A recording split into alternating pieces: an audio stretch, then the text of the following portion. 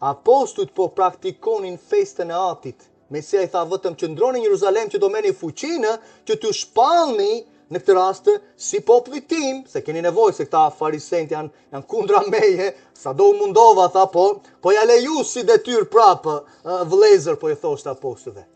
Që të merrni fuqi që mas andaj do prapni lajmin e mirë të mbretërisë. Ata zbatuan festën e Atit. Fruma e shenjtë erdhi në festën e caktuar të Atit. Mesia nuk ishte kundra urdhërimeve të Atit. Nuk ka qenë asnjë. Kjo është marrëzit. Unë po mundohem të punoj që ndërgjegjen tënde. Të thuash që unë nuk do ta zbatoj sabatin, atëherë ti nuk je me Atin, vëlla motër. Të thuash që unë nuk do të mbaj festat e tia, nuk je në beslidhjen e tia, vëlla motër. Mos bëj gjëra të tilla. Me gjithë përulen që po vajtoj për gjëra të tilla, kur zemra qanë, para se të ulem për të fjetur, mendoj, meditoj, vëllezër çfarë më thonë, çfarë po praktikohet në Shqipëri, përse nuk e shikojmë shkrimin, ja ku janë evidencat, harmonia, interpretimi që shkrimi na bën, jo interpretime vetjake. Mendja mishore nuk i nënshtrohet ligjit, vetëm Romakëve 8:7 duhet të rrëzoj komplet në këtë rast çdo mure të gabuara në jetën tënde.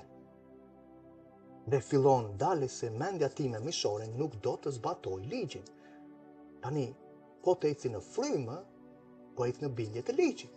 Po gëzoj zemrën e Atit që më dha frymën që të nderoj gjakun e beslidhjes së tia.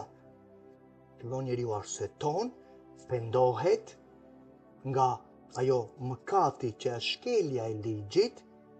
Pali tha që nuk e kam njohur mëkatin vetëse nëpërmjet ligjit. Kur sot ke hequr ligjin, pasandaj po ne s'po mëkatojmë. Dhe kjo po ndodh sot. Unë po ec në fuqi, unë po bëj shenja mrekulli, unë s'po mëkatoj. Ato janë shenjat e mrekullitë në këtë rast që janë nga ana tjetër, nuk janë të frymës së shenjtë. Dhe shumë prej tyre nuk ndodhin, vëlla motër, me lejo sepse shpreh gjithmonë kjo gjë. Nuk ndodhin gjërat.